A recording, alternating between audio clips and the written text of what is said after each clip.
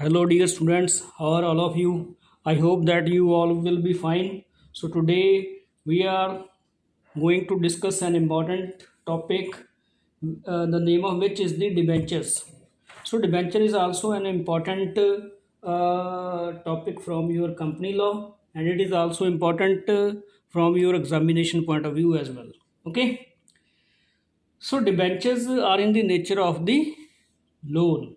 It is a debenture may be stated as a kind of certificate out of which a company stands in the capacity of a loanee, the person who has been granted loan, the amount of loan, and another person is there who is named as the debenture holder, and he is the creditor, and the company may be termed as the borrower of the money which it has taken from that of the debenture holder. ਸੋ ਇਸ ਤਰ੍ਹਾਂ ਇਹ ਗੱਲ ਕਹੀ ਜਾ ਸਕਦੀ ਹੈ ਕਿ debenture ਨੂੰ ਆਪਾਂ ਕਰਜ਼ ਪੱਤਰ ਦਾ ਦਰਜਾ ਦੇ ਸਕਦੇ ਹਾਂ। ਠੀਕ ਹੈ ਜੀ। ਕਰਜ਼ ਪੱਤਰ ਦਾ ਭਾਵ ਇਹ ਹੈ ਕਿ ਜਿਹੜੀ ਕੰਪਨੀ ਹੈ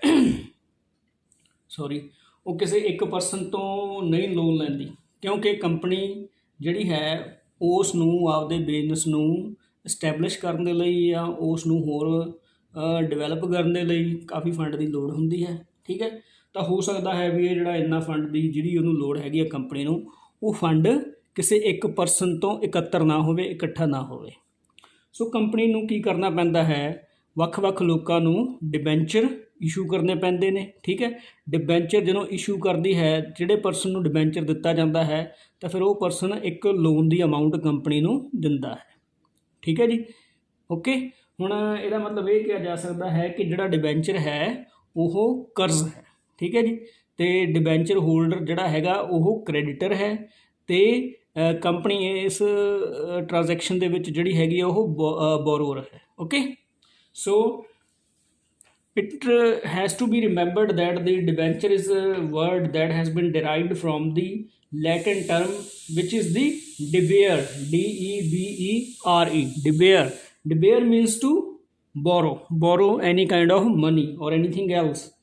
A company may find it difficult to borrow large sum of the money, okay, from a single lender, so that's why it has to issue a number of debentures to the various persons. Okay.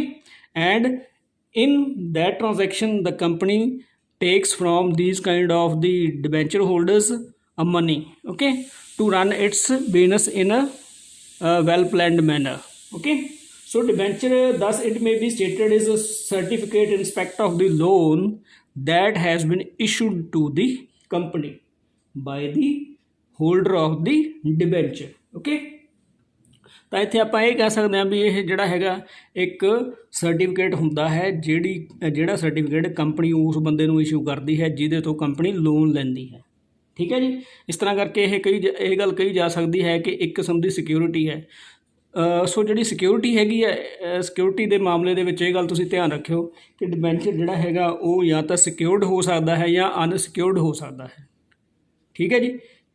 ਜੇ secured ਹੈ ਤਾਂ ਇਹਦਾ ਮਤਲਬ ਇਹ ਹੈ ਕਿ ਜਿਹੜੀ company ਹੈ ਉਹਨੇ ਆਪਦੇ ਜਿਹੜੇ ਐਸੈਟਸ ਨੇ, ਆਪਦੀ ਜਿਹੜੀ ਪ੍ਰੋਪਰਟੀ ਹੈਗੀ ਆ ਉਹ ਡਿਬੈਂਚਰ ਹੋਲਡਰ ਨੂੰ ਸਿਕਿਉਰਿਟੀ ਦੇ ਰੂਪ ਦੇ ਵਿੱਚ ਦਿੱਤੀ ਹੈ। ਚਾਰਜ ਦੇ ਰੂਪ ਦੇ ਵਿੱਚ ਹੋ ਸਕਦੀ ਹੈ, ਕਿਸੇ ਪ੍ਰੋਪਰਟੀ ਦੀ ਮੋਰਟਗੇਜ ਹੋ ਸਕਦੀ ਹੈ ਕੰਪਨੀ ਦੀ ਪ੍ਰੋਪਰਟੀ ਦੀ ਡਿਬੈਂਚਰ ਹੋਲਡਰ ਦੇ ਕੋਲੇ, ਯਾਨੀ ਕਿ in order to secure, okay, or in order to give the security to the debenture holder in the return of for the return of the money, what happens, company gives its assets in the form of security to the that of the debenture holder. ਠੀਕ ਹੈ ਜੀ।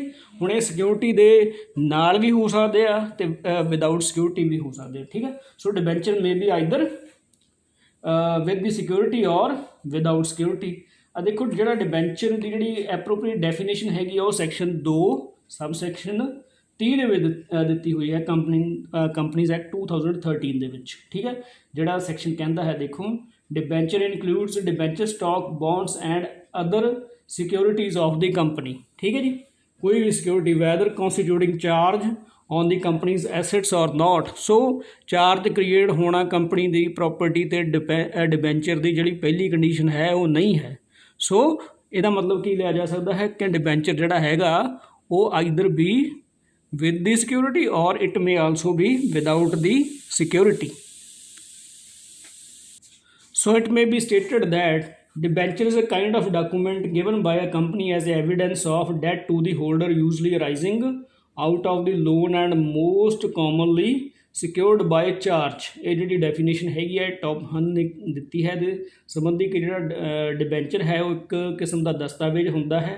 ਠੀਕ ਹੈ, ਇਹ ਦਸਤਾਵੇਜ਼ company ਦੇ ਦੁਆਰਾ ਦਿੱਤਾ ਜਾਂਦਾ ਹੈ ਡਿਬੈਂਚਰ ਹੋਲਡਰ ਨੂੰ ਤਾਂ ਕਿ ਇਸ ਗੱਲ ਦਾ ਸਬੂਤ ਉਹਦੇ ਹੱਥ ਦੇ ਵਿੱਚ ਆਵੇ, ਕ੍ਰੈਡੀਟਰ ਦੇ ਵਿੱਚ ਆਵੇ, ਕ੍ਰੈਡੀਟਰ ਦੇ ਹੱਥ ਦੇ ਵਿੱਚ ਇਸ ਗੱਲ ਦਾ ਸਬੂਤ ਹੋਵੇ ਕਿ ਉਸ ਪਰਸਨ ਨੇ, ਕ੍ਰੈਡੀਟਰ ਨੇ ਯਾਨੀ ਕਿ ਡਿਬੈਂਚਰ ਹੋਲਡਰ ਨੇ ਕੰਪਨੀ ਨੂੰ ਕਰਜ਼ਾ ਦਿੱਤਾ ਹੋਇਆ ਹੈ ਤੇ ਉਹਦੇ ਹੱਥ ਦੇ ਵਿੱਚ ਕਰਜ਼ ਪੱਤਰ ਹੈ। ਠੀਕ ਹੈ, ਇਹਦਾ ਮਤਲਬ ਇਹ ਹੈ ਕਿ ਇਹਦੇ ਵਿੱਚ ਇਹ ਗੱਲ ਵੀ ਦੱਸੀ ਗਈ ਹੈ ਕਿ it may be either secured or it may not be secured.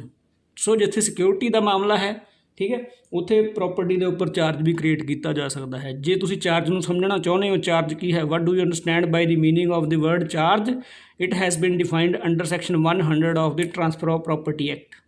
Okay, ਇਹ ਤੁਸੀਂ ਉੱਥੇ ਦੇਖ ਸਕਦੇ ਹੋ, ਉਹ ਇਮੂਵੇਬਲ ਪ੍ਰੋਪਰਟੀ ਦੇ ਸੰਬੰਧੀ ਚਾਰਜ ਕ੍ਰੀਏਟ ਕੀਤਾ ਗਿਆ ਹੈ। ਠੀਕ ਹੈ, debenture is a kind of instrument under the seal evidencing a debt, a sense of it being the admission of the indebtedness। ਇਸ ਗੱਲ ਦਾ ਹੁਣ ਡਾਕੂਮੈਂਟ ਨੂੰ ਇਸ਼ੂ ਕਰਨ ਦਾ ਨਿਚੋੜ ਕੀ ਹੈ, ਅਸੈਂਸ ਕੀ ਹੈ, ਸਾਰੇ ਦਾ ਸਾਰਾ ਕਨਕਲੂਜਨ ਇਹੀ ਹੈ ਕਿ ਇਹ ਜਿਹੜਾ ਡਾਕੂਮੈਂਟ ਹੈ ਇਹ ਇਸ ਗੱਲ ਦੇ ਸਬੂਤ ਨੂੰ ਬਣਾਉਣ ਦੇ ਲਈ ਦਿੱਤਾ ਜਾਂਦਾ ਹੈ ਕਿ ਕੰਪਨੀ ਜਿਹੜੀ ਹੈਗੀ ਹੈ ਡਿਬੈਂਚਰ ਹੋਲਡਰ ਦੀ ਉਹ ਕਰਜ਼ਦਾਰ ਹੈ। ਠੀਕ ਹੈ ਜੀ, ਅੱਗੇ ਹੈ ਹੁਣ ਇਹਦੇ ਵਿੱਚ ਕਿ ਇਹਦੇ ਕਰੈਕਟਰਿਸਟਿਕਸ ਕੀ ਹੋ ਸਕਦੇ ਆ। ਠੀਕ ਹੈ ਜੀ, ਕਰੈਕਟਰਿਸਟਿਕਸ ਸਭ ਤੋਂ ਪਹਿਲਾਂ ਜਿਹੜਾ ਕਰੈਕਟਰਿਸਟਿਕ ਹੈਗਾ ਉਹ ਇਹ ਹੈ ਕਿ ਸਧਾਰਨ ਰੂਪ ਦੇ ਵਿੱਚ ਜਿਹੜਾ ਡਿਬੈਂਚਰ ਹੁੰਦਾ ਹੈ ਉਹ ਸੀਰੀਜ਼ ਦੇ ਰੂਪ ਦੇ ਵਿੱਚ ਇਸ਼ੂ ਕੀਤਾ ਜਾਂਦਾ ਹੈ, 1 2 3 4 5 ਇਸ ਤਰ੍ਹਾਂ ਕਰਕੇ। ਠੀਕ ਹੈ, but a single debenture may also be issued in case the sole lender of the company. ਜੇ ਕੰਪਨੀ ਨੂੰ ਪੈਸੇ ਦੇਣ ਵਾਲਾ ਕ੍ਰੈਡੀਟਰ ਇੱਕੋ ਪਰਸਨ ਹੈ ਤਾਂ ਉਹਨੂੰ ਇੱਕ ਹੀ ਡਿਬੈਂਚਰ ਇਸ਼ੂ ਕੀਤਾ ਜਾਊਗਾ। ਜੇ ਬਹੁਤ ਸਾਰੇ ਹੈਗੇ ਆ ਕ੍ਰੈਡੀਟਰਸ, ਠੀਕ ਹੈ, ਜਿਹਦੇ ਤੋਂ ਕੰਪਨੀ ਕਰਜ਼ ਲੈ ਰਹੀ ਹੈਗੀ ਆ, ਠੀਕ ਆ, ਕੰਪਨੀ ਉੱਥੇ ਕਰਜ਼ਦਾਰ ਹੈਗੀ ਆ, ਠੀਕ ਹੈ, ਤਾਂ ਉਸ ਕੇਸ ਦੇ ਵਿੱਚ ਹੋਰ ਵੀ ਜਿਹੜੇ ਡਿਬੈਂਚਰ ਨੇ ਉਹ ਸੀਰੀਜ਼ ਦੇ ਵਿੱਚ ਇਸ਼ੂ ਕੀਤੇ ਜਾ ਸਕਦੇ ਨੇ। So single as well as series of the debentures may be issued to the debenture holder or the debenture holders as the case may be. Okay, so debenture is usually in the form of the certificate issued by the company under the seal of company. ਇਹ ਗੱਲ ਹਮੇਸ਼ਾ ਯਾਦ ਰੱਖਿਓ ਕਿ ਜੇ debenture ਨੂੰ ਸੀਲ ਤੋਂ ਬਿਨਾਂ ਕੰਪਨੀ ਦੀ ਮੋਹਰ ਤੋਂ ਬਿਨਾਂ ਇਸ਼ੂ ਕੀਤਾ ਗਿਆ ਹੈ, ਇਹਦੀ ਕੋਈ ਵੀ ਲੀਗਲ ਵੈਲਿਡਿਟੀ ਨਹੀਂ ਹੈ। In order to be valid it should be given under the seal of the company. Okay, so debenture may be stated as the acknowledgement of the indebtedness, ਵੀ ਕੰਪਨੀ ਜਿਹੜੀ ਹੈਗੀ ਆ ਉਹ ਜਿਹੜੇ ਪਰਸਨ ਨੂੰ debenture issue ਹੋਇਆ ਹੈ ਉਹਦੀ ਕਰਜ਼ਦਾਰ ਹੈ। It usually provides for the payment of the specified sum at the specified date. ਇਹਦੇ ਉੱਪਰ ਇਸ ਤਰੀਕ ਨੂੰ ਵੀ ਮੈਂਸ਼ਨ ਕੀਤਾ ਜਾਂਦਾ ਹੈ, ਪੈਸੇ ਨੂੰ ਵੀ ਮੈਂਸ਼ਨ ਕੀਤਾ ਜਾਂਦਾ ਹੈ ਜਿਹੜਾ ਕਿ ਪੈਸਾ ਉਧਾਰ ਦੇ ਵਿੱਚ ਕੰਪਨੀ ਨੂੰ ਦਿੱਤਾ ਜਾਂਦਾ ਹੈ, ਅਤੇ ਕਿੰਨੀ ਤਰੀਕ ਨੂੰ ਕਦੋਂ ਮੋੜਨਾ ਹੈ ਇਹਦੇ ਬਾਰੇ ਵੀ ਇਹ ਗੱਲ ਸਟੇਟ ਕੀਤੀ ਜਾਂਦੀ ਹੈ। ਠੀਕ ਹੈ, however company may also issue or it has a right to issue a perpetual debenture. Perpetual debenture, ਜਿਵੇਂ ਪਰਪੀਚੁਅਲ ਵਰਡ ਹੈਗਾ ਉਹਦਾ ਮਤਲਬ ਹੁੰਦਾ ਅਨੰਤ, ਸਦਾ ਦੇ ਲਈ। ਠੀਕ ਹੈ, ਪਰਪੀਚੁਅਲ ਡਿਬੈਂਚਰ ਦਾ ਹੁਣ ਇੱਥੇ ਮਤਲਬ ਇਹ ਬਣਦਾ ਹੈ ਕਿ ਕੰਪਨੀ ਜਿਹੜੀ ਹੈਗੀ ਆ ਉਹ ਪਰਪੀਚੁਅਲ ਡਿਬੈਂਚਰ ਇਸ਼ੂ ਕਰ ਸਕਦੀ ਹੈ। ਪਰਪੀਚੁਅਲ ਡਿਬੈਂਚਰ ਇਸ਼ੂ ਕਰਨ ਦੇ ਨਾਲ ਕੀ ਹੁੰਦਾ ਹੈ ਕਿ ਜਿਹੜੇ ਪਰਸਨ ਨੂੰ ਉਹ ਡਿਬੈਂਚਰ ਮਿਲਦਾ ਹੈ ਉਸ ਪਰਸਨ ਦੇ ਸੰਬੰਧੀ ਕੋਈ ਵੀ ਲਿਮੀਟੇਸ਼ਨ ਨਹੀਂ ਲਾਈ ਜਾਂਦੀ ਕਿ you are bound to make the, ਉਹਦੇ ਸੰਬੰਧੀ ਕੋਈ ਵੀ ਲਿਮੀਟੇਸ਼ਨ ਨਹੀਂ ਲਾਈ ਜਾਂਦੀ ਕਿ ਉਹ ਪਰਸਨ ਇੰਨੇ ਸਮੇਂ ਦੇ ਵਿੱਚ ਆਪਦੇ ਪੈਸੇ ਨੂੰ ਵਾਪਸ ਮੰਗੂਗਾ। ਓਕੇ, ਸੋ ਜਿਹੜੀ ਕੰਪਨੀ ਹੈਗੀ ਆ ਉਹ ਇਸ ਡਿਬੈਂਚਰ ਦੇ ਅਗੇਂਸਟ ਲਈ ਹੋਈ ਅਮਾਊਂਟ ਨੂੰ ਲੋਨ ਦੇ ਰੂਪ ਦੇ ਵਿੱਚ ਜਿਹੜੀ ਕੰਪਨੀ ਨੇ ਲਈ ਹੈ ਉਹਨੂੰ ਜਦੋਂ ਕੰਪਨੀ ਨੂੰ ਠੀਕ ਲੱਗਦਾ ਹੈ ਉਦੋਂ ਮੋੜ ਸਕਦੀ ਹੈ। ਠੀਕ ਹੈ, ਪਰ ਇੱਕ ਗੱਲ ਇੱਥੇ ਯਾਦ ਰੱਖਣ ਯੋਗ ਹੈ, ਭਾਵੇਂ ਜਿਹੜਾ ਡਿਬੈਂਚਰ ਪਰਪੀਚੁਅਲ ਹੈ ਅਤੇ ਭਾਵੇਂ ਉਹ ਆਰਡੀਨਰੀ ਹੈਗਾ, ਜਨਰਲ ਹੈਗਾ, ਠੀਕ ਹੈ ਜੀ, ਦੋਹਾਂ ਹਾਲਾਤਾਂ ਦੇ ਵਿੱਚ ਜੇ ਕੰਪਨੀ ਵਾਊਂਡ ਅਪ ਹੁੰਦੀ ਹੈਗੀ ਆ ਤਾਂ ਇਸ ਲੋਨ ਦੀ ਅਮਾਊਂਟ ਨੂੰ ਵਾਪਸ ਕਰਨਾ ਜ਼ਰੂਰ ਪੈਣਾ ਹੈ। Okay, when company is going concern there is no problem, but when it it has come into the process of being wound up, it has to be refunded. Okay, the amount of the loan that has been taken by the company, it is liable to be refunded to the debenture holder, either of the perpetual debenture holder or the ordinary debenture holder. Okay, so section 71 makes a provision to that effect. Further, section 71 of the Companies Act provides that the perpetual debenture is not invalid simply because they are made irredeemable or redeemable only on the happening of the contingency. Okay, so contingency ਦੇ ਉੱਪਰ ਆਧਾਰਿਤ ਕਰ ਦੇਣਾ, ਠੀਕ ਹੈ ਜੀ, debenture ਨੂੰ, ਇਹ ਇਸ ਗੱਲ ਦੇ ਨਾਲ ਇਹਦਾ ਕੋਈ ਅਸਰ ਨਹੀਂ ਹੈ ਕਿ ਉਹ ਵੈਲਿਡ ਨਹੀਂ ਰਿਹਾ. it will be taken as a perfectly valid even though it has been issued for a perpetual time. Okay, so no limitation respect of the time has been made by the company in which it may be bound to return or refund the money of the loan to the debenture holder. Okay, ਅੱਗੇ ਹੈ debenture generally creates a charge on the undertaking of the company or on the sum of its assets. ਜਿਹੜੀ company ਹੈ, company ਦੇ ਜਿਹੜੇ assets ਨੇ, ਜਿਹੜੀ ਉਹਦੀ property ਹੈਗੀ ਆ, ਉਹਦੇ ਸੰਬੰਧ ਦੇ ਵਿੱਚ ਆਪਾਂ ਪਹਿਲਾਂ ਹੀ ਗੱਲ ਕਰ ਚੁੱਕੇ ਹਾਂ ਵੀ ਚਾਰਜ ਕ੍ਰੀਏਟ ਕੀਤਾ ਜਾ ਸਕਦਾ ਹੈ. ਪਰ ਇਹ ਜਿਹੜਾ ਫੀਚਰ ਹੈਗਾ ਇਹ ਦਾ ਡਿਬੈਂਚਰ ਦਾ, ਇਹ ਬਹੁਤਾ ਅਸੈਂਸ਼ੀਅਲ ਨਹੀਂ ਹੈਗਾ, ਬਹੁਤ ਹੀ ਮਤਲਬ ਕਿ ਨਸੈਸਰੀ ਨਹੀਂ ਹੈਗਾ, ਇਹ ਸਾਈਨ ਕੋ ਨੋਨ ਨਹੀਂ ਹੈ. ਸੋ ਇਸ ਗੱਲ ਕਰਕੇ ਇਸ ਜਿਹੜੀ ਕੰਡੀਸ਼ਨ ਨੂੰ ਆਪਾਂ ਡਿਸਪੈਂਸ ਵਿਦ ਕਰ ਸਕਦੇ ਹਾਂ, ਇਹਨੂੰ ਛੱਡ ਸਕਦੇ ਹਾਂ. ਠੀਕ ਹੈ ਜੀ, ਜੇ ਪ੍ਰੋਪਰਟੀ ਦੇ ਚਾਰਜ ਨਹੀਂ ਵੀ ਕੀਤਾ ਤਾਂ ਵੀ ਕੋਈ ਪ੍ਰੋਬਲਮ ਨਹੀਂ ਹੈ, otherwise it will be taken as a perfectly a valid and legal debenture. Okay, the debenture the holder of the debenture is the creditor of the company and not a member. So it should be very very clear in your mind that the person who gives the amount in the form of loan to the company, okay, will not be taken as the member of the company. He will be have the status of creditor. ਉਹਦਾ ਜਿਹੜਾ status ਹੈਗਾ person ਦਾ, ਉਹ ਕ੍ਰੈਡੀਟਰ ਦੇ ਵਾਲਾ ਹੋਊਗਾ, ਨਾ ਕਿ ਉਹ ਮੈਂਬਰ ਹੋਊਗਾ ਕੰਪਨੀ ਦਾ, ਕਿਉਂਕਿ ਉਹ ਮੈਂਬਰ ਨਹੀਂ ਹੈਗਾ ਕੰਪਨੀ ਦਾ. ਠੀਕ ਹੈ ਜੀ, ਡਿਬੈਂਚਰ ਹੋਲਡਰ ਹੈ, ਕ੍ਰੈਡੀਟਰ ਹੈ ਕੰਪਨੀ ਦਾ. ਠੀਕ ਹੈ, ਕੰਪਨੀ ਕਰਜ਼ਦਾਰ ਹੈਗੀ ਆ, ਇਸ ਗੱਲ ਕਰਕੇ ਜਿਹੜਾ ਵੋਟਿੰਗ ਦਾ ਅਧਿਕਾਰ ਹੈਗਾ ਉਹਨੂੰ ਕੰਪਨੀ ਦੇ ਸੰਬੰਧ ਦੇ ਵਿੱਚ ਪ੍ਰਾਪਤ ਨਹੀਂ ਹੋਊਗਾ. ਠੀਕ ਹੈ ਜੀ, ਕੋਈ ਵੀ ਮੀਟਿੰਗ ਹੁੰਦੀ ਹੈ ਕੰਪਨੀ ਦੀ, ਠੀਕ ਹੈ, ਉਹਦੇ ਵਿੱਚ ਉਹਨੂੰ ਹਿੱਸੇਦਾਰ ਨਹੀਂ ਬਣਾਇਆ ਜਾਊਗਾ. ਅੱਗੇ ਹੈ ਜੀ ਕਿਸਮਾਂ, ਕਾਈਂਡਸ ਆਫ ਦੀ ਡਿਬੈਂਚਰਸ. ਪਹਿਲੀ ਜਿਹੜੀ ਕਿਸਮ ਹੈਗੀ ਉਹ ਹੈ ਰਜਿਸਟਰਡ ਅਤੇ ਬੇਅਰਰ ਡਿਬੈਂਚਰ. ਤੁਸੀਂ ਸਾਰੇ ਬੈਂਕਾਂ ਦੇ ਨਾਲ ਸੰਬੰਧਿਤ ਕੋਈ ਨਾ ਕੋਈ ਕੰਮ ਕਿਤੇ ਨਾ ਕਿਤੇ ਆਪਦੀ ਲਾਈਫ ਦੇ ਵਿੱਚ ਕੀਤਾ ਹੋਣਾ. ਠੀਕ ਹੈ, ਉਹਦੇ ਵਿੱਚ ਇੱਕ ਐਕਸਪ੍ਰੈਸ਼ਨ ਆਉਂਦਾ ਹੈਗਾ ਬੈਂਕਿੰਗ ਲਾਅ ਦੇ ਵਿੱਚ ਕਿ ਨੈਗੋਸ਼ੀਏਬਲ ਇੰਸਟਰੂਮੈਂਟ ਦੇ ਲਈ ਇੱਕ ਐਕਟ ਵੀ ਅਲੱਗ ਬਣਿਆ ਹੋਇਆ ਹੈ, ਨੈਗੋਸ਼ੀਏਬਲ ਇੰਸਟਰੂਮੈਂਟ ਐਕਟ 1881. ਓਕੇ, ਸੋ ਉੱਥੇ ਵੀ ਅਤੇ ਇੱਥੇ ਵੀ, ਠੀਕ ਹੈ, ਜਿਹੜਾ ਡਿਬੈਂਚਰ ਹੈਗਾ ਉਹ ਬੇਅਰਰ ਵੀ ਹੋ ਸਕਦਾ ਅਤੇ ਉੱਥੇ ਵੀ ਨੈਗੋਸ਼ੀਏਬਲ ਇੰਸਟਰੂਮੈਂਟ ਜਿਹੜਾ ਹੈਗਾ ਉਹ ਵੀ ਬੇਅਰਰ ਹੋ ਸਕਦਾ. ਸੋ ਬੇਅਰਰ ਦਾ ਭਾਵ ਹੈ ਜਿਹੜੇ ਪਰਸਨ ਦੇ ਕੋਲ ਕੋਈ ਪ੍ਰੋਪਰਟੀ ਹੈਗੀ ਆ ਉਹ ਉਸੇ ਦੀ ਹੋਊਗੀ. ਠੀਕ ਹੈ ਜੀ, ਜਿਹੜੇ ਪਰਸਨ ਦੇ ਹੱਥ ਦੇ ਵਿੱਚ ਕੋਈ ਡਾਕੂਮੈਂਟ ਹੈਗਾ ਉਹ ਉਸੇ ਦਾ ਹੀ ਹੋਊਗਾ. ਬੇਅਰਰ ਦਾ ਭਾਵ ਇਹ ਹੈ ਕਿ ਮੈਂ ਕਿਸੇ ਨੂੰ ਚੈੱਕ ਕੱਟ ਕੇ ਦੇ ਦਾਂ, ਉੱਤੇ ਕਿਸੇ ਦਾ ਨਾਂ ਨਾ ਲਿਖਾਂ, ਠੀਕ ਹੈ, ਨਾ ਹੀ ਉਹਨੂੰ ਕ੍ਰੋਸ ਕਰਾਂ ਵੀ ਇਹ ਪਰਟੀਕੂਲਰ ਪਰਸਨ ਦੇ ਖਾਤੇ ਦੇ ਵਿੱਚ ਅਮਾਊਂਟ ਨੂੰ ਡਿਪੋਜ਼ਿਟ ਕਰਨਾ ਹੈ. ਠੀਕ ਹੈ, ਤਾਂ ਇਸ ਗੱਲ ਕਰਕੇ ਕਿਉਂਕਿ ਕਿਸੇ ਦਾ ਮੈਂਸ਼ਨ ਨਾ ਕੀਤਾ ਨਹੀਂ ਹੈਗਾ ਉੱਤੇ, ਉਹ ਜਿਹੜਾ ਚੈੱਕ ਹੋਊਗਾ ਮੇਰਾ ਉਹ ਕਿਸੇ ਦੇ ਜਿਹਦੇ ਵੀ ਹੱਥ ਲੱਗੂਗਾ ਉਹ ਉਹਦਾ ਮਾਲਕ ਬਣ ਜਾਊਗਾ. He will be taken as the holder of the cheque in the due course. Same is the position is in respect of the debenture also over here. Debenture ਦੇ ਵਿੱਚ ਵੀ ਗੱਲ ਇਹੀ ਹੈ ਵੀ ਜਿਹੜੇ ਪਰਸਨ ਦੇ ਹੱਥ ਲੱਗ ਗਿਆ ਉਹ ਹੀ ਮਾਲਕ ਹੈ. ਜਿਵੇਂ ਕੋਈ ਆਪਣੀ ਜੇਬ ਦੇ ਵਿੱਚੋਂ ਕੋਈ ਪੈਸੇ ਡਿੱਗ ਪੈਣ, ਠੀਕ ਹੈ, ਤਾਂ ਉਹ ਜਿਹੜਾ ਵੀ ਉਹਨੂੰ ਚੱਕ ਲਏ ਤਾਂ ਉਹਦਾ ਮਾਲਕ ਬਣ ਜਾਊਗਾ. ਠੀਕ ਹੈ, ਫਾਈਂਡਰ ਬਣ ਜਾਊਗਾ ਉਹਦਾ. ਓਕੇ, ਸੋ ਇੱਥੇ ਵੀ ਗੱਲ ਠੀਕ ਉਸੇ ਤਰ੍ਹਾਂ ਦੀ ਹੈ. ਫਰਕ ਕੀ ਹੈ, ਇੱਥੇ ਆਪਾਂ ਨੈਗੋਸ਼ੀਏਬਲ ਇੰਸਟਰੂਮੈਂਟ ਦੀ ਗੱਲ ਕਰ ਰਹੇ ਹਾਂ, ਨੈਗੋਸ਼ੀਏਬਲ ਇੰਸਟਰੂਮੈਂਟ ਐਕਟ ਦੇ ਅਧੀਨ, ਪਰ ਇੱਥੇ ਕੰਪਨੀਜ਼ ਲਾਅ ਦੇ ਅਧੀਨ ਆਪਾਂ ਗੱਲ ਕਰ ਰਹੇ ਹਾਂ ਡਿਬੈਂਚਰ ਦੀ. ਠੀਕ ਹੈ ਜੀ, ਜੇ ਆਪਾਂ ਇਸ ਪੁਆਇੰਟ ਆਫ ਵਿਊ ਤੋਂ ਦੇਖੀਏ ਕਿ ਜਿਹੜਾ ਡਿਬੈਂਚਰ ਹੈਗਾ ਉਹ ਟਰਾਂਸਫਰੇਬਲ ਹੈਗਾ ਜਾਂ ਨਹੀਂ ਹੈਗਾ, ਇਹਨੂੰ ਆਪਾਂ ਜਾਂ ਤਾਂ ਬੇਅਰਰ ਮੰਨ ਸਕਦੇ ਹਾਂ ਵੀ ਜਿਹੜੇ ਪਰਸਨ ਨੂੰ ਵੀ ਦੇਤਾ ਉਹ ਉਸੇ ਦਾ ਹੋਊਗਾ, ਅਤੇ ਜਾਂ ਫਿਰ ਇਹਨੂੰ ਰਜਿਸਟਰ ਮੰਨ ਸਕਦੇ ਹਾਂ. ਸੋ ਜਿਹੜਾ ਰਜਿਸਟਰਡ ਡਿਬੈਂਚਰ ਹੋਊਗਾ, ਠੀਕ ਹੈ, ਇਹ ਸਿਰਫ ਉਸੇ ਪਰਸਨ ਨੂੰ ਹੀ ਇਹਦੀ ਅਮਾਊਂਟ ਪੇ ਹੋਊਗੀ ਜਿਹੜਾ ਪਰਸਨ ਇਹਦਾ ਰਜਿਸਟਰਡ ਹੋਲਡਰ ਹੈ. Okay, registered holders are only payable to the persons who are the registered holders of it. Okay, and it is just transferable in the nature as we have discussed in the in respect of the shares over here. ਜਿਵੇਂ share ਨੂੰ transfer ਕੀਤਾ ਜਾ ਸਕਦਾ ਹੈ ਉਸੇ ਢੰਗ ਦੇ ਨਾਲ ਹੀ ਇਹ ਜਿਹੜਾ ਡਿਬੈਂਚਰ ਹੈਗਾ ਇਹਨੂੰ ਵੀ ਅੱਗੇ ਟਰਾਂਸਫਰ ਕੀਤਾ ਜਾ ਸਕਦਾ ਹੈ। ਠੀਕ ਹੈ, considered from this point of view the transferability of the ownership debentures may be either registered or they may be the bearer debentures. Okay, registered debentures are payable only to the registered holder and are transferable in the manner the shares are. Okay, the bearer debentures on the other hand are payable only to the bearer and are transferable like the negotiable instrument by mere delivery of the document. Okay, the person to whom the bearer debenture is transferred becomes the holder in due course, and unless anything is shown to the contrary, he is entitled to recover the principal sum and the interest thereon. Okay, ਤਾਂ ਉਹ ਬੰਦਾ ਉਹਦੇ ਤੇ ਜਿਹੜਾ interest ਹੈਗਾ ਉਹਨੂੰ ਵੀ ਲੈਣ ਦਾ ਹੱਕਦਾਰ ਬਣ ਜਾਂਦਾ ਹੈ।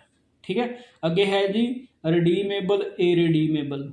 ਰਿਡੀਮੇਬਲ ਉਹ ਡਿਬੈਂਚਰ ਹੁੰਦਾ ਹੈ ਜਿਹਨੂੰ ਆਪਾਂ ਰਿਡੀਮ ਕਰ ਸਕਦੇ ਹਾਂ। ਰਿਡੀਮ ਕਰ ਸਕਦੇ ਹਾਂ ਭਾਵ ਕਿ ਵਾਪਸ ਪਹਿਲਾਂ ਵਾਲੀ ਪੋਜੀਸ਼ਨ ਦੇ ਵਿੱਚ ਆ ਸਕਦੇ ਹਾਂ। ਆਪਦਾ ਪੈਸਾ ਜਿਹੜਾ ਹੈਗਾ ਜੇ ਆਪਾਂ ਡਿਬੈਂਚਰ ਹੋਲਡਰ ਹੈਗੇ ਆ ਤਾਂ ਕੰਪਨੀ ਤੋਂ ਵਾਪਸ ਲੈ ਸਕਦੇ ਹਾਂ with the any kind of notice. ਜੇ ਤੁਸੀਂ ਨੋਟਿਸ ਦੇ ਦਿਓ ਕੰਪਨੀ ਨੂੰ ਕਿ ਮੈਂ ਆਪਦੇ ਡਿਬੈਂਚਰ ਦੇ ਸੰਬੰਧੀ ਠੀਕ ਹੈ ਪੈਸੇ ਨੂੰ ਵਸੂਲਣਾ ਚਾਹੁੰਦਾ ਹਾਂ, ਤਾਂ ਕੰਪਨੀ ਨੂੰ ਨੋਟਿਸ ਦੇਣ ਤੋਂ ਭਾਵ ਇਹ ਹੋਊਗਾ ਕਿ ਕੰਪਨੀ ਸਾਡੀ ਅਮਾਊਂਟ ਨੂੰ ਸਾਨੂੰ ਵਾਪਸ ਕਰੂਗੀ। ਇਸ ਤਰ੍ਹਾਂ ਕਿਹਾ ਜਾ ਸਕਦਾ ਹੈ ਕਿ ਉਹਨੂੰ ਵਾਪਸ ਅਮਾਊਂਟ ਨੂੰ ਲਿਆ ਜਾ ਸਕਦਾ ਹੈ, ਇਸ ਨੂੰ ਰਿਡੀਮੇਬਲ ਕਹਿੰਦੇ ਆ। ਅਤੇ ਜਿਹਦੇ ਵਿੱਚ ਕੋਈ ਫਿਕਸਡ ਟਾਈਮ ਨਹੀਂ ਦਿੱਤਾ ਹੁੰਦਾ ਰਿਡੀਮੇਬਲ ਇਹਨੂੰ ਡਿਬੈਂਚਰ ਦੀ ਅਮਾਊਂਟ ਨੂੰ ਵਾਪਸ ਲੈਣ ਦਾ, ਠੀਕ ਹੈ, ਤਾਂ ਉਹਨੂੰ ਆਪਾਂ ਕਹਿ ਸਕਦੇ ਹਾਂ ਕਿ ਉਹ ਇਰਰੀਡੀਮੇਬਲ ਆ।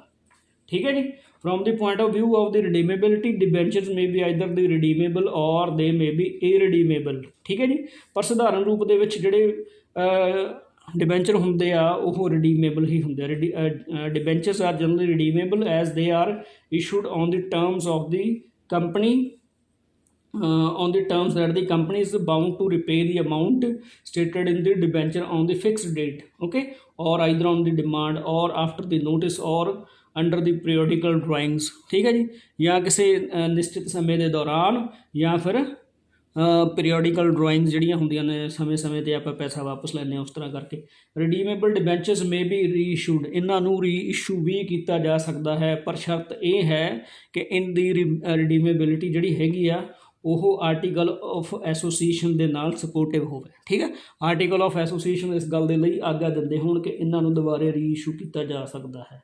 ਓਕੇ, ਅੱਗੇ ਹੈ the person who is issued the debentures, reissued the debentures would continue to have the same rights and the priorities. ਜਿਹੜੇ ਬੰਦੇ ਨੂੰ ਇੱਕ ਵਾਰੀ ਇਹ ਰਿਡੀਮੇਬਲ ਡਿਬੈਂਚਰ ਇਸ਼ੂ ਕਰਤਾ ਉਹ ਪਰਸਨ ਦੇ ਕੋਲ ਉਹ ਪਹਿਲਾਂ ਵਾਲੇ ਹੀ ਅਧਿਕਾਰ ਆ ਜਾਣਗੇ ਜਿਹੜੇ ਕਿ ਪਹਿਲਾਂ ਵਾਲੇ ਡਿਬੈਂਚਰ ਹੋਲਡਰ ਦੇ ਕੋਲੇ ਪਾਸ ਹਨ। ਓਕੇ, ਅੱਗੇ ਹੈ share holders can get the dividend out of the profits. Okay, so ਇੱਥੇ ਇਹ ਗੱਲ ਧਿਆਨ ਰੱਖਣ ਯੋਗ ਹੈ ਕਿ ਜਿਹੜੀ ਕੰਪਨੀ ਜਦੋਂ ਚੱਲ ਰਹੀ ਹੈ ਉਹਦੇ ਵਿੱਚੋਂ ਜੇਕਰ ਕੋਈ ਪ੍ਰੋਫਿਟ ਹੋ ਰਿਹਾ ਹੈ, ਠੀਕ ਹੈ ਜੀ, ਤਾਂ ਹੀ ਉਹ ਡਿਵੀਡੈਂਡ ਦੇ ਰੂਪ ਦੇ ਵਿੱਚ ਸ਼ੇਅਰ ਹੋਲਡਰ ਨੂੰ ਦਿੱਤਾ ਜਾ ਸਕਦਾ ਹੈ। ਪਰ ਜਿਹੜੇ ਡਿਬੈਂਚਰ ਹੋਲਡਰ ਹੋਣਗੇ ਉਹ ਕਿਉਂਕਿ ਕੰਪਨੀ ਦੇ ਕ੍ਰੈਡੀਟਰ ਹੋਣਗੇ, ਇਸ ਗੱਲ ਦੇ ਲਈ ਉਹ ਆਪਦੇ ਇੰਟਰਸਟ ਨੂੰ ਲੈਣ ਦੇ ਅਧਿਕਾਰੀ ਹੋਣਗੇ irrespective of the fact that the company is earning any kind of profit ਔਰ ਨਾਟ। ਓਕੇ, ਅੱਗੇ ਜਿਹੜੀ ਆਪਾਂ ਇੱਥੇ ਗੱਲ ਕਰਨੀ ਹੈਗੀ ਆ ਉਹ ਹੈਗੀ ਆ ਰਿਡੀਮੇਬਲ ਡਿਬੈਂਚਰ। ਪਹਿਲਾਂ ਆਪਾਂ ਰਿਡੀਮੇਬਲ ਦੀ ਗੱਲ ਕੀਤੀ ਆ, ਠੀਕ ਆ, ਉਹਦੇ ਨਾਲ ਪ੍ਰੋਫਿਟ ਦੀ ਵੀ ਗੱਲ ਕੀਤੀ ਹੈਗੀ ਆ। ਇਹ ਰਿਡੀਮੇਬਲ ਡਿਬੈਂਚਰ ਦਾ ਭਾਵ ਉਸ ਡਿਬੈਂਚਰ ਤੋਂ ਹੈ ਜਿਹਨੂੰ ਕਿ ਕਿਤੇ ਆਪਾਂ ਪਹਿਲਾਂ ਵੀ ਹੁਣ ਡਿਸਕਸ਼ਨ ਉਹਦੀ ਕੀਤੀ ਹੈਗੀ ਹੈ ਵੀ ਉਹ ਪਰਪੇਚੁਅਲ ਡਿਬੈਂਚਰ ਹੁੰਦਾ ਹੈ ਅਤੇ ਉਹਦੇ ਸੰਬੰਧ ਦੇ ਵਿੱਚ ਕੋਈ ਵੀ ਟਾਈਮ ਦੀ ਲਿਮਿਟੇਸ਼ਨ ਨਹੀਂ ਲਾਈ ਗਈ ਹੁੰਦੀ। ਠੀਕ ਹੈ, ਅਤੇ ਕੰਪਨੀ ਜਦੋਂ ਵੀ ਉਹਦਾ ਦਿਲ ਕਰੇ ਕੰਪਨੀ ਦਾ ਉਸ ਪਰਸਨ ਦੀ ਲੋਨ ਦੀ ਅਮਾਊਂਟ ਨੂੰ ਵਾਪਸ ਕਰ ਸਕਦੀ ਹੈ। ਠੀਕ ਹੈ, thus the holder of the redeemable debenture cannot make any demand of the payment of his money so long the company is going concern and does not make and will make the payment of interest. ਉਹਨੂੰ interest ਉਹਦਾ ਮਿਲਦਾ ਰਹੂਗਾ। ਠੀਕ ਹੈ ਜੀ, ਪਰ ਜੇਕਰ company ਖਤਮ ਹੋਣ ਜਾ ਰਹੀ ਆ, ਬਾਊਂਡ ਅਪ ਹੋਣ ਜਾ ਰਹੀ ਹੈਗੀ ਆ, ਤਾਂ ਇਹਦੇ ਨਾਲ ਕੀ ਹੋਊਗਾ ਕਿ ਭਾਵੇਂ ਡਿਬੈਂਚਰ ਰਿਡੀਮੇਬਲ ਹੈ ਅਤੇ ਭਾਵੇਂ ਇਰਰੀਡੀਮੇਬਲ ਹੈ, ਦੋਹਾਂ ਹਾਲਾਤਾਂ ਦੇ ਵਿੱਚ ਇਸ ਨੂੰ ਪੇ ਕਰਨਾ ਹੀ ਪੈਣਾ ਹੈ। If we discuss the debentures from the point of view of their security, they may be either the secured or unsecured debentures।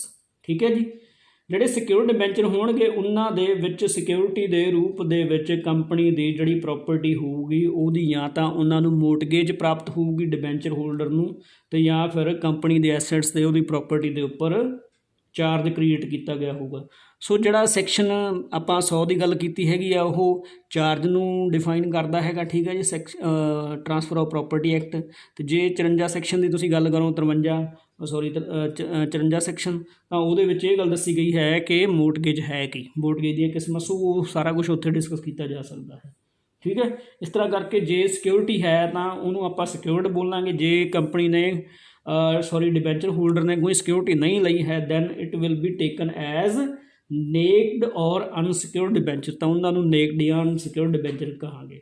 ਅੱਗੇ ਹੈ ਕਨਵਰਟੀਬਲ ਡਿਬੈਂਚਰ। ਕਨਵਰਟੀਬਲ ਇਹਦਾ ਭਾਵ ਇਹ ਹੈ ਕਿ ਇੱਕ ਕਿਸੇ ਡਿਬੈਂਚਰ ਨੂੰ ਆਪਾਂ ਸ਼ੇਅਰ ਦੇ ਰੂਪ ਦੇ ਵਿੱਚ ਤਬਦੀਲ ਕਰ ਸਕਦੇ ਹਾਂ। ਆਪਾਂ ਨੂੰ ਕੰਪਨੀ ਨੇ ਆਪਸ਼ਨ ਦਿੱਤੀ ਹੈ, ਆਪਾਂ ਕ੍ਰੈਡੀਟਰ ਹਾਂ। ਠੀਕ ਹੈ,